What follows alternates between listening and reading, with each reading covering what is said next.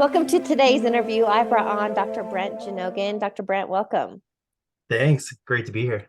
For those who are new, please give a little background. Where do you live and what do you do? So I'm currently in Denver, Colorado. I'm a doctor of chiropractic. I graduated from Life University. I'm a fellow Texan, a veteran of the United States Marine Corps, and a former aviation mechanic. Okay, and I'm going to give a little background because this doesn't happen often. Brent and I actually met at the gym in the sauna and we're nerding out instantly about subconscious mind and holistic wellness. And I was like, dude, I have to have you on the podcast. And but I would like for you to share a little more background on, you were doing engineering or whatever, mechanics on planes, but now you do it with people. And Mhm. I love how you can just share kind of that transition. Yeah, I would love to. I never thought I would be a doctor. I grew up a very, very humble beginning. I grew up in the middle of nowhere, very poor, living with my family, all of us on a dirt road. That led me to the Marine Corps, which ultimately, while I was in the Marines, I learned how to work on the V-22 Osprey. It's a helicopter airplane variant hybrid that can do both. It's kind of state of the art. It was the new technology on the street, and I learned how to work on airplanes and helicopters starting on that, and then transitioned to drones and jets and cargo planes and everything. I tried to get my hands on as much as I could because it was the exposure to the experience that I was looking for. I wanted to learn more about how different things worked. And growing up, I wanted to be an architect. That was like my childhood dream, right? I was like, I want to be an engineer, I want to be an architect. And my Instagram handle is actually the movement architect because when I was in grad school becoming a chiropractor, my transition from being a professional athlete most of my life, doing competitions, weightlifting, CrossFit, different things like that, that all kind of jumbled together with the mechanics of how to work on airplanes and how the body worked because physics works in the same plane, right?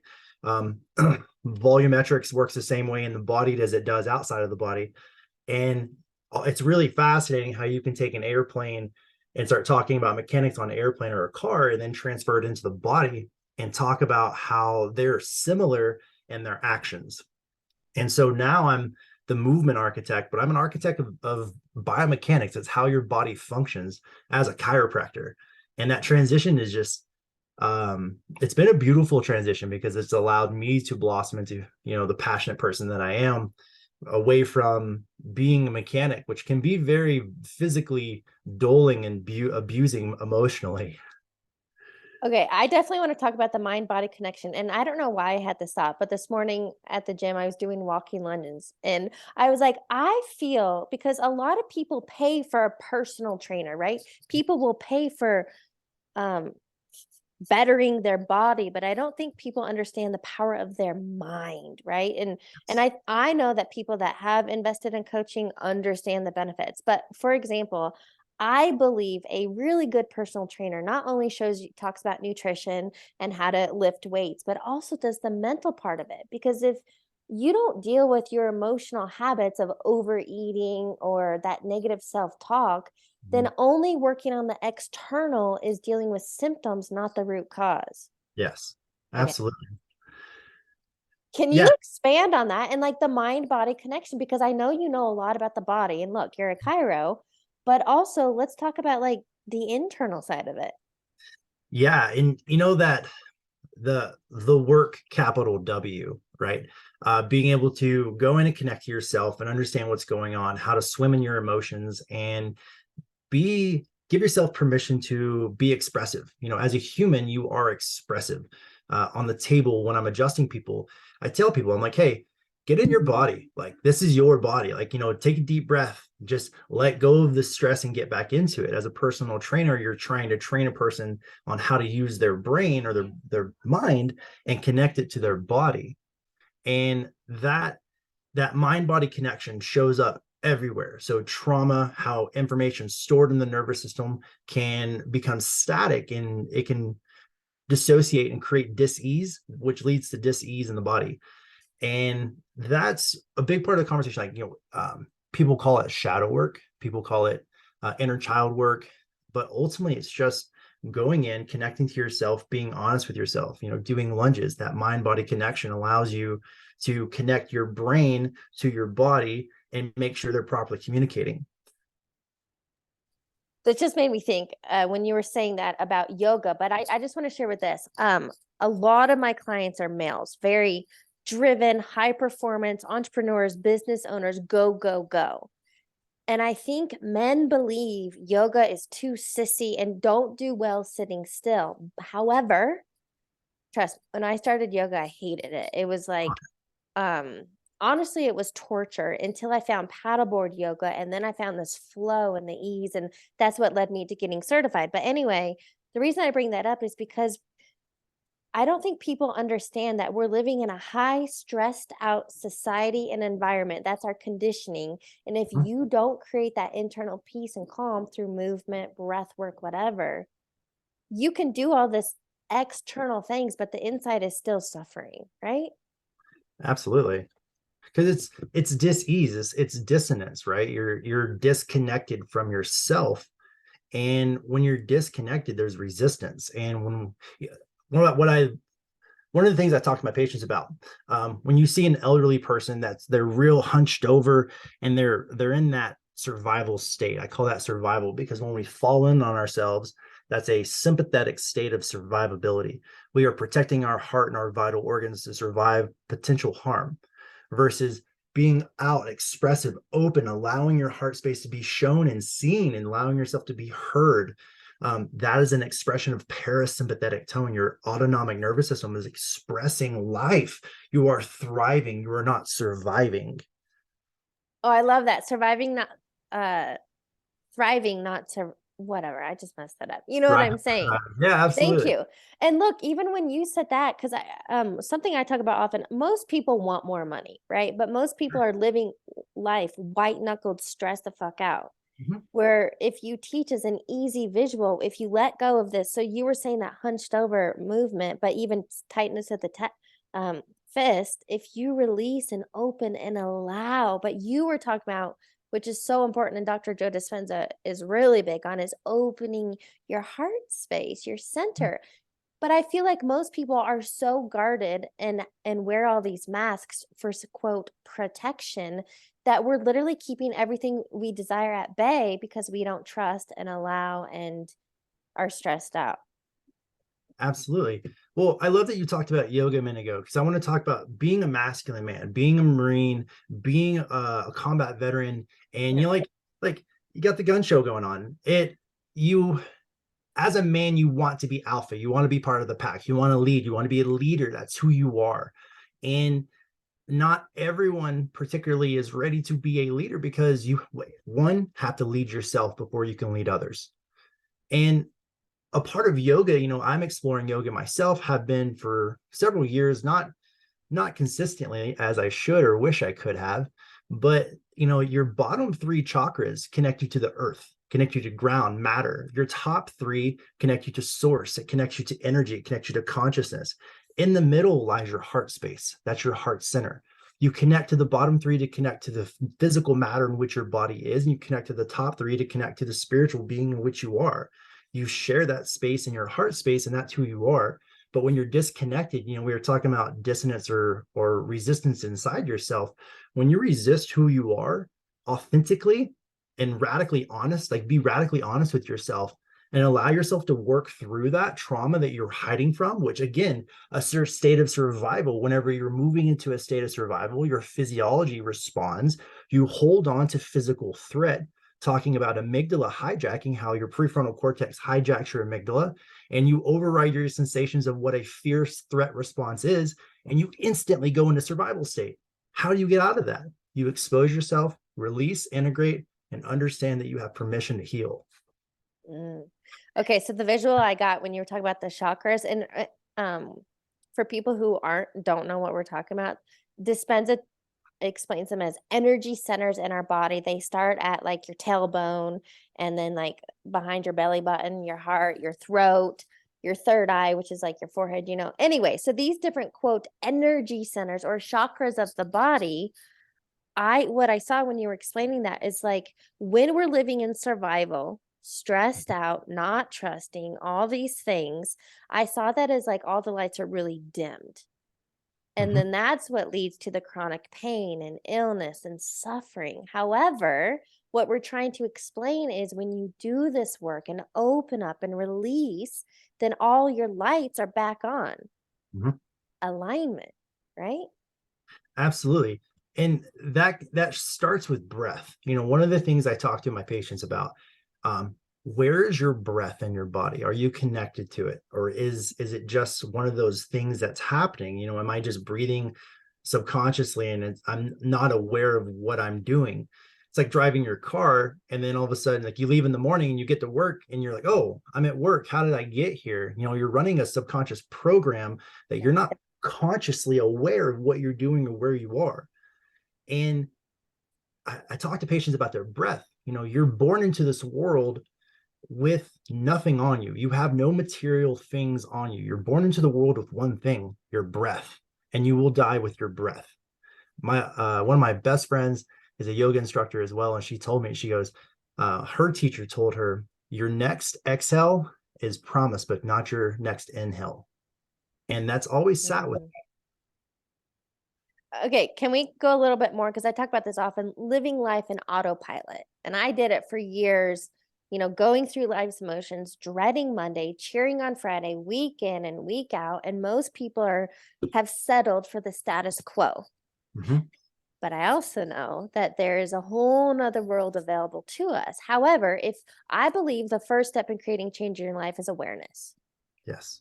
How do we even get people started? Because we're talking about a lot of this mind body connection, but somebody who currently is feeling stuck in a rut, going through life's motions, living on autopilot, miserable. Look, I have a life assessment on my website and I see them come through all the time, hundreds.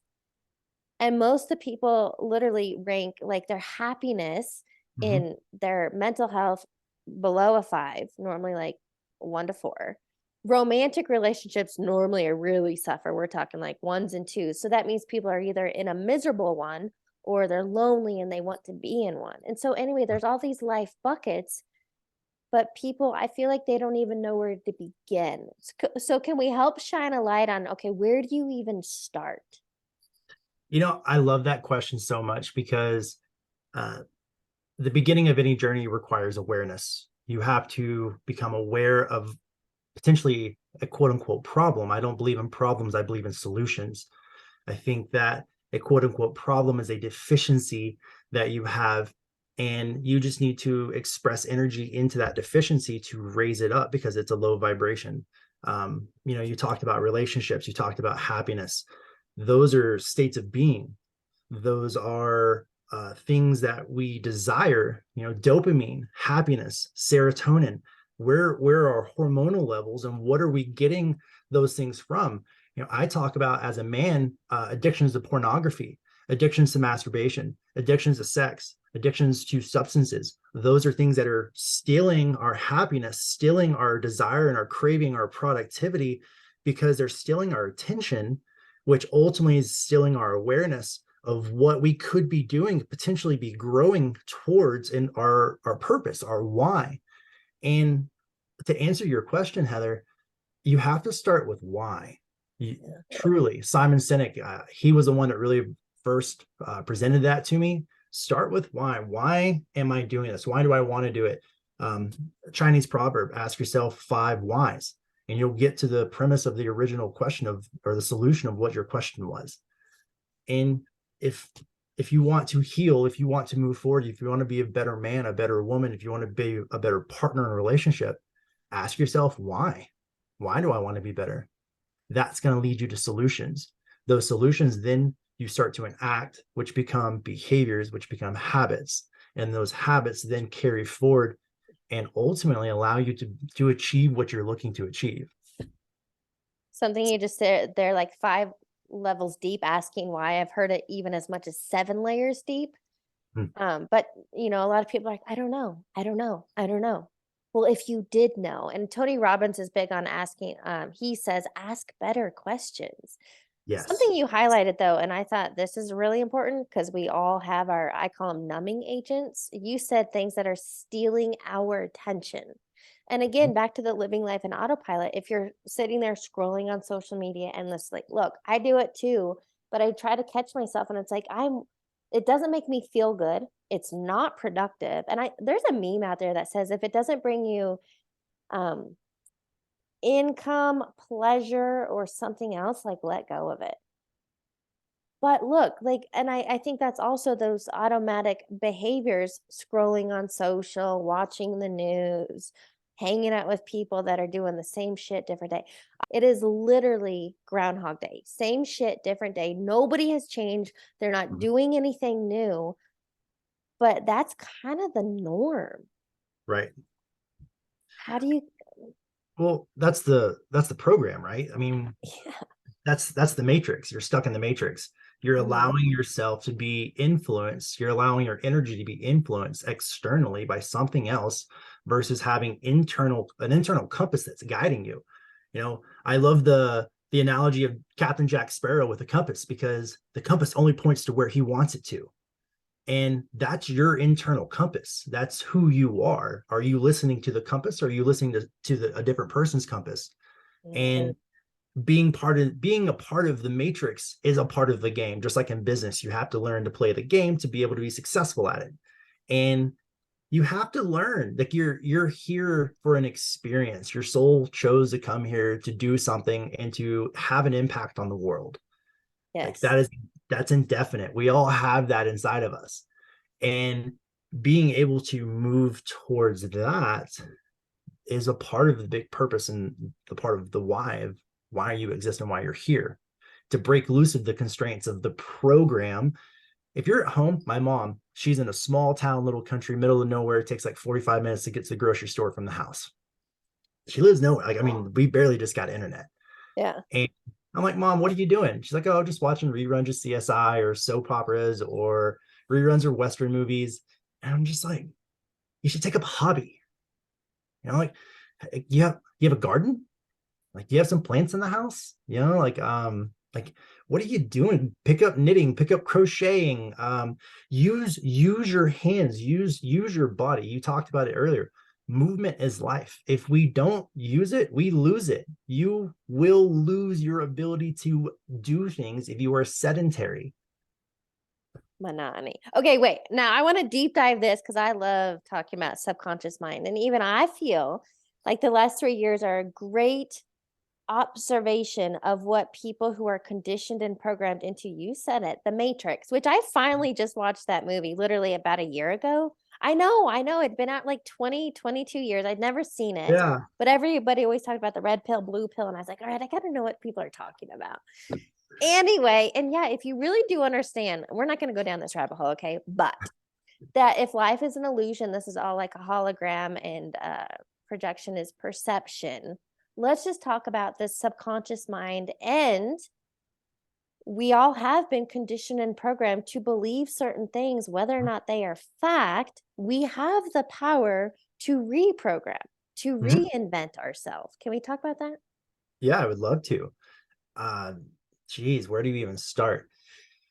Uh, All right, let's just talk about what is the subconscious mind. Let's just go basics. okay, so subconscious mind is things that you've built a regimental program. So think how you drive to school or work every day. If you tap out, it's like getting in the shower or driving to work. You just tap out, and all of a sudden you show up, and you're like, "Oh, I'm done." Or you get in the shower and you get out of the shower, and you're like, "Did I use soap?" Like, I have to think about that. You're running on a subconscious program. You are not consciously available. That means you fell back into the back of your mind, and you're sitting there, and then your body is doing things without you actually running the program. You are not in the driver's seat driving. Your subconscious is driving the machine. Yeah. So like what you're explaining is, and look, I know we know this because we study it all the time, but somebody who's like, what the hell are they talking about? Think about Right. also habits, right? You get out of bed the same way every day, you go to the bathroom, we're in a very habitual state of being, Yes. quote, AKA autopilot. Mhm.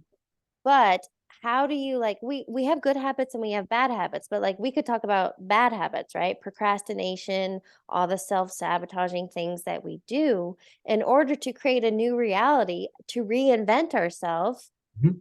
we have to do it in the subconscious. Yes. How? Well, well, you have to build conscious programming. So you have to build your habits. You have to set goals and you have to start working towards those until they get instilled as programs in your subconscious and overwrite the other old programs. So it's like updating your software or your firmware on your computer or your phone.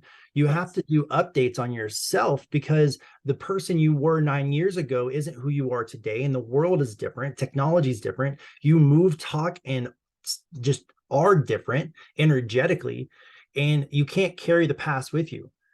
Something I did, and yeah, go ahead. I know I see you want to ask a question. But most people are. And like Dispenza talks about it, if you don't have a clear intention of a new future, you are literally bringing the past with you in every moment, focused on your programs, those emotions that were tied to frustration, anger, boredom, impatience, all those low vibes, until you become conscious and aware and start doing the work to reprogram. Yeah, and I just want to say something on that because on my podcast that I had, the Legendary Chiropractor podcast, uh, I was talking to Dr. Mike Giese on Sunday about it.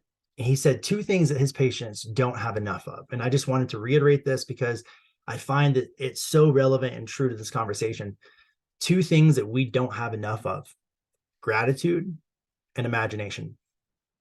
We stop imagining, we stop believing in our imagination, and we stop believing what's possible. We create a quote unquote new norm for ourselves and we get stuck in that pattern. I see it all the time with people that have lifestyle habits that are not beneficial to their health, that ultimately lead them to obesity and diabetes. And they're like, "Oh, I got diabetes, doc. Yeah, I got the diabetes." I'm like, "Do you have diabetes, or does diabetes have you?" Dang, that was good. But okay, even that right there, like that's kind of and I don't know another way to say this, but it's the victim mentality. Like we let go of control even though we have it, and we fall victim to circumstances and identities. I'm diabetic and Yeah, and it's, you don't, again, it's what you believe. And we in chiropractic we talk about thoughts, traumas, and toxins. The way we think about ourselves, the way we think about others, the way we think in general, the thoughts that we create about ourselves, about others, the conversations, the quote unquote judgments, the opinions, the perspective that we view life.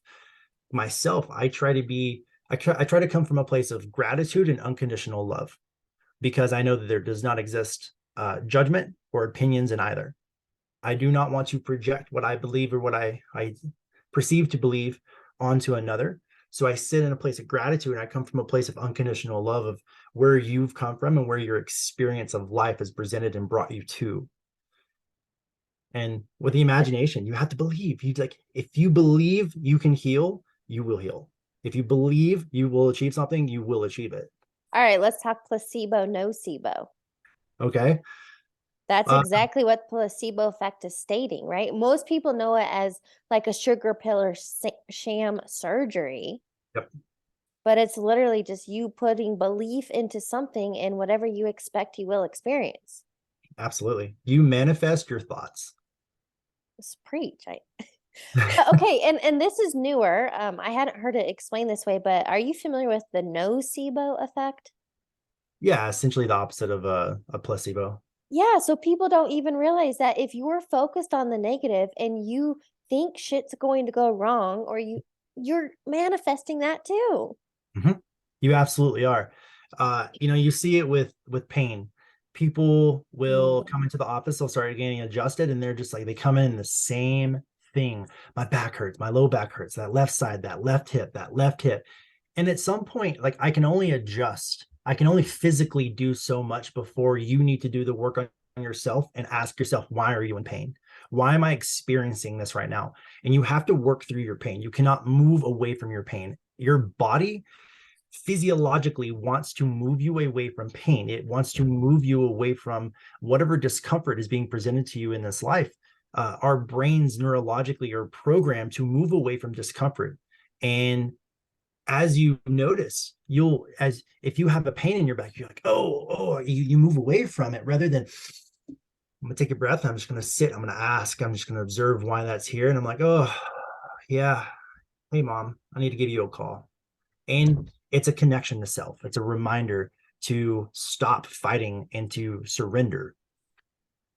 And pain is a lot of pain is psychological. It's somatic. It's psychosomatic. You believe you're in pain, you're going to experience pain. You believe you're going to get in a car wreck, you're going to manifest a car wreck.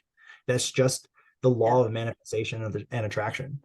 Yeah, so be careful what you literally what you think about, what you wish for, because um I think that's another thing. What I want to share there is I love this. A coach taught me this years ago that you have to feel it to heal it. Mm, And most people avoid the pain because, like what you shared, like we seek pleasure, we want to avoid pain. But I like to think of it like, especially any chronic. I have a book by Louise Hay, You Can Heal Your Life. yes, Do you know that book? I do. Okay, so in the back of the book is more or less a glossary. So any kind of like skin thing or a joint pain or whatever issue is always tied to an emotion. And I know this. I tend to have pain in my feet, my knees, and that's like the inability to like trust in life and move forward and whatever. But the whole thing to feel it, to heal it, I like to think of any pain in the body as a check engine light. And if you can check in and go, oh, okay, what needs released?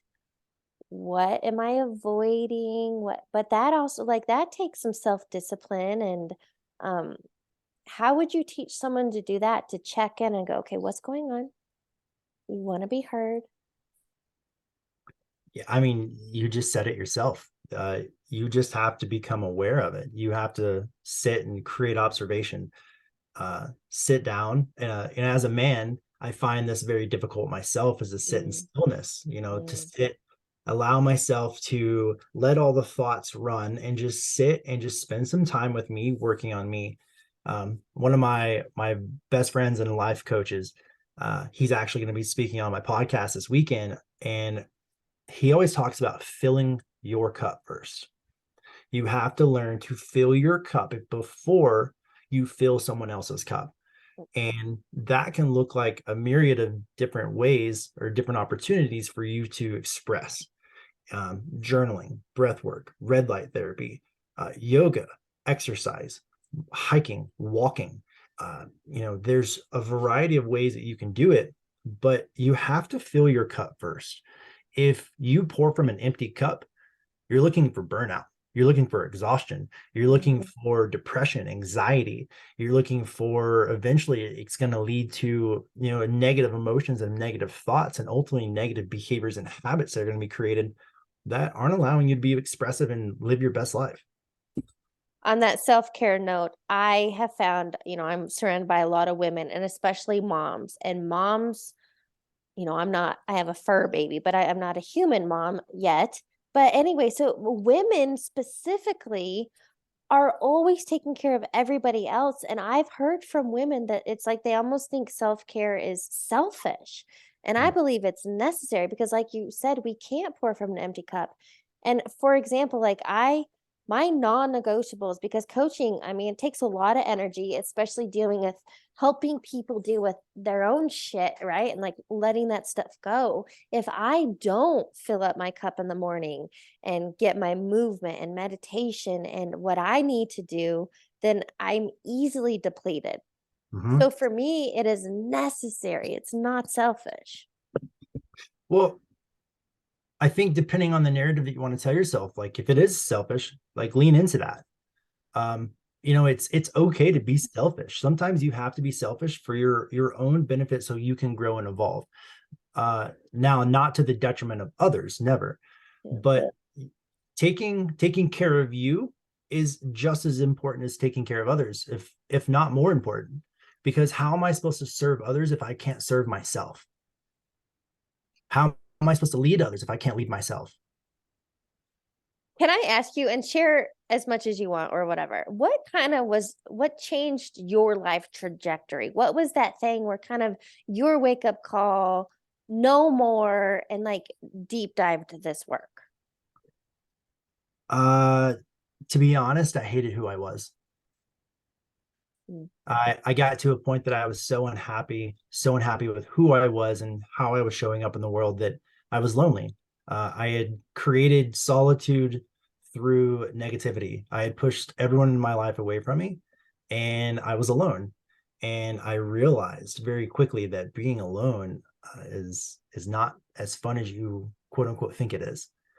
Um, it's hard, and it's emotionally abusive, and there's a lot of work to be done sitting with self and becoming alone. In my own solitude, I leaned into it.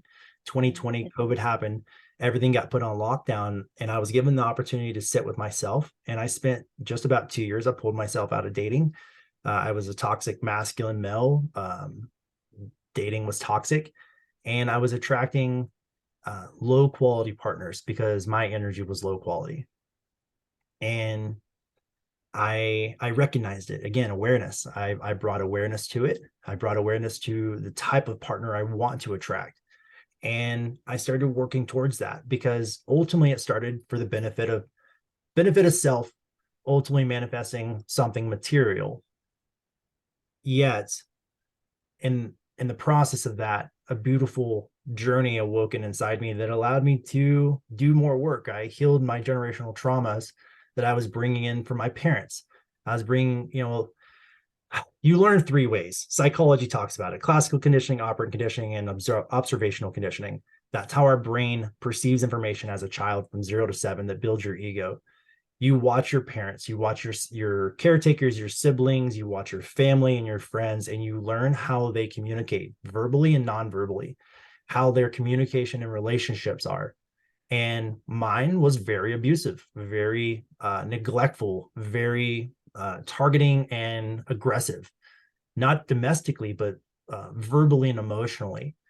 And I just didn't want to be that type of man anymore. Being in the Marines, it's a very masculine, dominant environment that's very, very toxic, Yeah. primal energy. And the when I got out of the military in the Marine Corps, I realized I didn't fit in the world, Mhm. and I I struggled greatly. As a veteran, I really struggled on who I was, what I was doing, how I was showing up in the world. And I had enough. I finally took a stand for myself and made a decision to start moving towards that internal compass and start listening to that internal compass and that internal dialogue.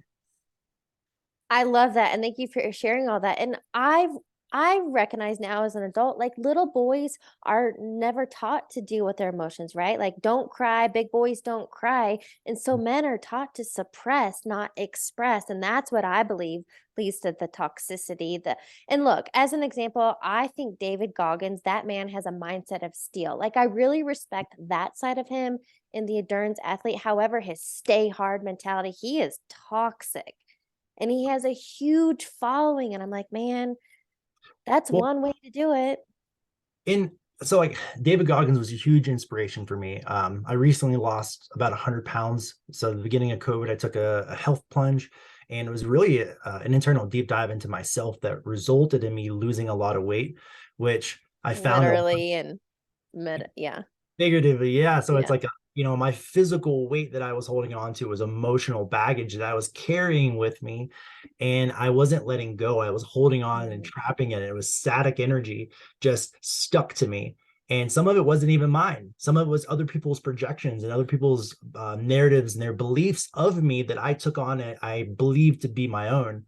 Mhm. And I was carrying all this extra weight that wasn't mine. And it was suffocating who I was, and I had to sit and start slowly taking off the layers. And again, you are a layer, you're an onion. As you peel the layers back, you're going to find more depth and more work and more things to work on. It's going to keep getting deeper and deeper and deeper. And I really don't believe that the work ever stops until you take your last breath on this life. And that's a part of the journey. I'm not focused on the destination. I'm focused on where I am right now in the present, and where I'm working on to be that next better person for the future version of myself. Yeah. 100% agree. And I used to chase the destination, I'll be happy when. And it was a very conditional way of living until I got all those things that were, quote, supposed to make me happy. And I was miserable. And then I realized there literally is no destination. Just one day you're not going to wake up. Right. Mhm. And so if we're not enjoying the journey, and I feel like most people aren't, Mm-mm. it's just no way of living. It's not, nature versus nurture. Are you being natured or are you being nurtured? And if you're over nurtured, maybe you should just get some nature. And if you're over natured, maybe you just get the nurture. Mm-hmm. It's a masculine versus feminine energy is, some people want to talk about it, some people don't want to talk about it, but Yeah. at the end of the day, you are both. You are a dichotomy of that existence. You're uh, constantly in a perpetual state of dynamic equilibrium where you're always in motion, you're always working on yourself. You're not perfect. You're just not perfect, so don't even try to be. Can we talk a little bit about flow state? Because that's something you brought up before we started recording, is this idea of like being in flow and imagination and like following that joy. Yes. How do you Yeah, get there? We all have it. it's a feeling. Yeah. uh, everyone has a different flow. For me, physical exercise, pushing myself to the limit of where I'm just on that borderline of I'm in danger and Mm. I've got this.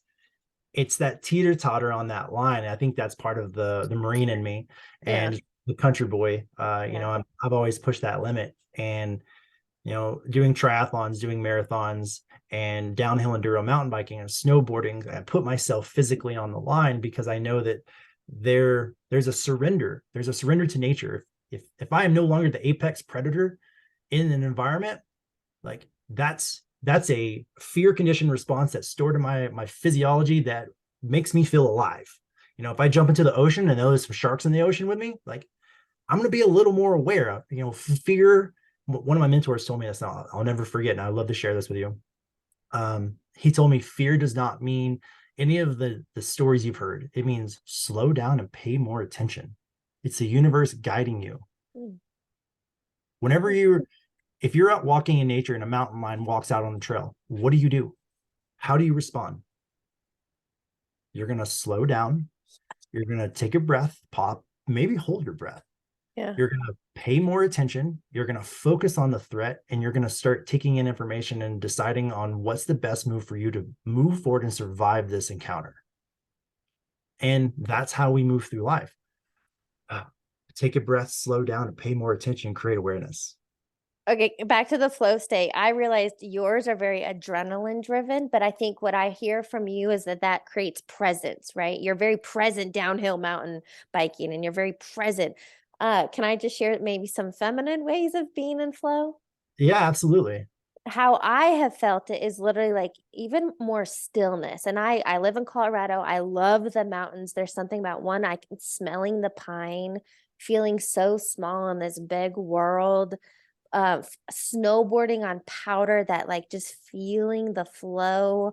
I have that flow state running. But again, I believe that flow state we're talking about in the zone is presence. Mm-hmm. Mm-hmm. And some people might feel it dancing, journaling, playing music, painting. There's so many ways, and we all have that thing. So go do, I believe it is important to do the thing that creates presence often.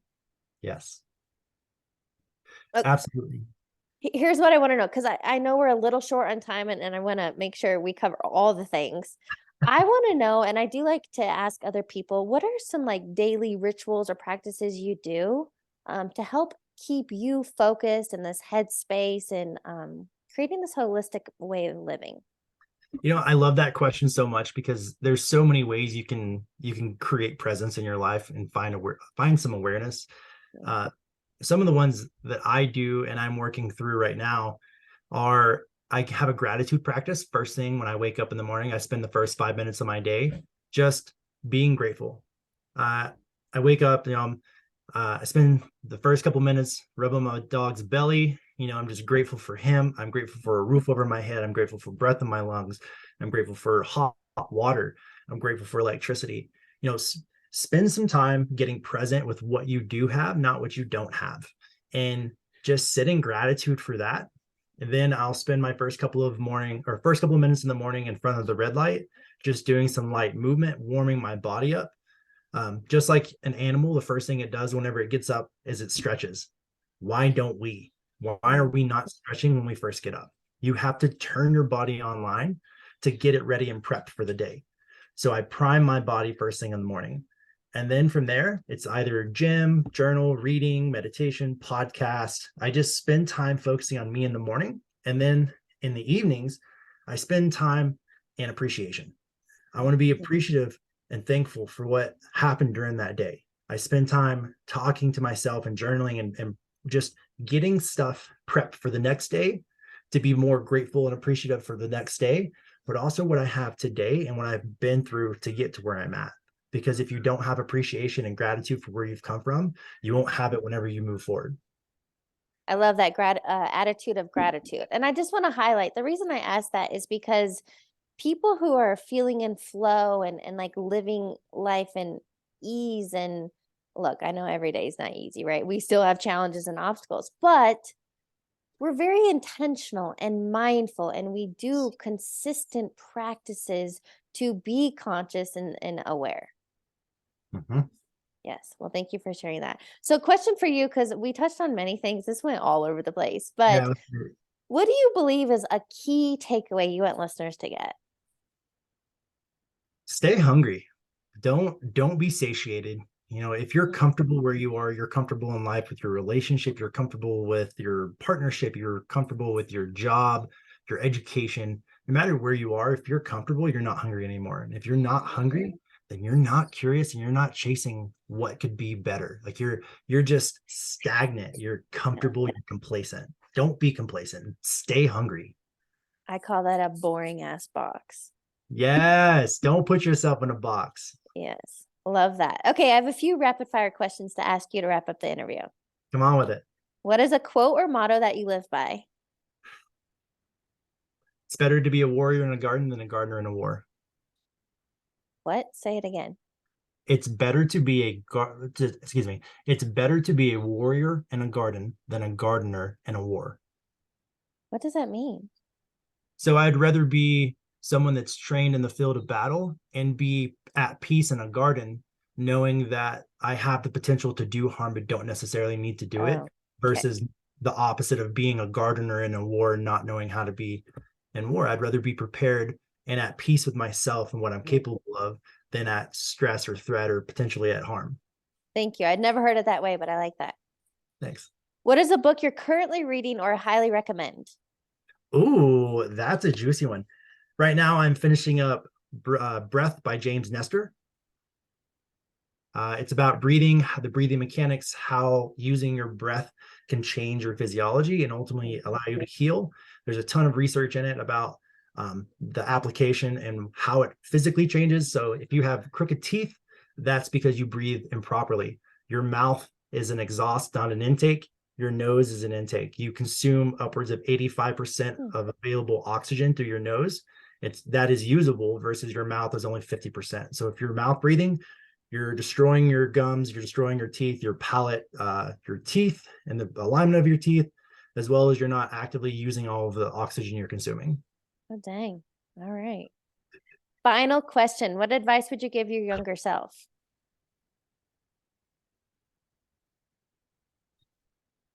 Don't be afraid to play big. I love that. And such a great note to end on. Brent, thank you so much for joining me. Absolutely, Heather. This has been such a blast, and just thank you for the space.